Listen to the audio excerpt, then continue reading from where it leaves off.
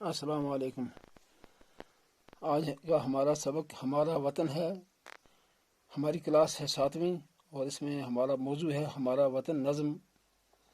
اس میں آج ہم الفاظ اور معنی پڑھیں گے، مشکل الفاظ کے معنی۔ پہلا لفظ ہے رواں۔ رواں کا مطلب ہے بہتا ہوا، جاری۔ جان فضا، تازگی پیدا کرنے والا، دل خوش کرنے والا۔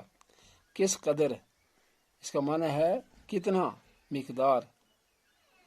شجر، شجر کا مطلب ہے درخت، پیڑ۔ خوش نما، خوش نما کا مطلب ہے اچھا دکھائی دینے والا، خوبصورت لگنے والا۔ گویا، گویا کا مطلب ہے جیسے یعنی مانند۔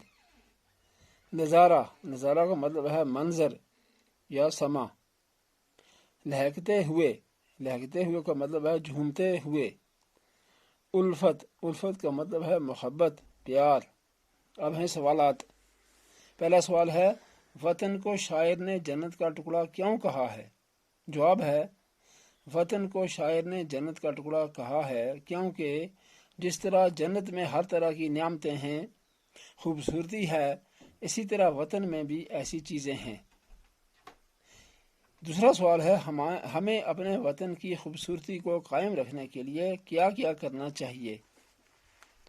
اس کا جواب ہے ہمیں اپنے وطن کی خوبصورتی کو قائم رکھنے کے لیے اس کی چیزوں، اس کے سرسبز جنگل، اس کے باغ دریاؤں کی حفاظت کرنی چاہیے۔ سوال نمبر 3، شاعر نے اپنے وطن سے اپنی محبت کا اظہار کس طرح کیا ہے؟ جواب، شاعر کہتا ہے کہ ہمیں اتنی محبت کسی سے نہیں جتنی اپنے وطن سے ہے۔ وہ کہتا ہے کہ ہمیں اپنا وطن اپنی جان سے بھی پیارا ہے۔ آگے 4 نمبر ہے شعر، شعر کا مطلب لکھنا ہے۔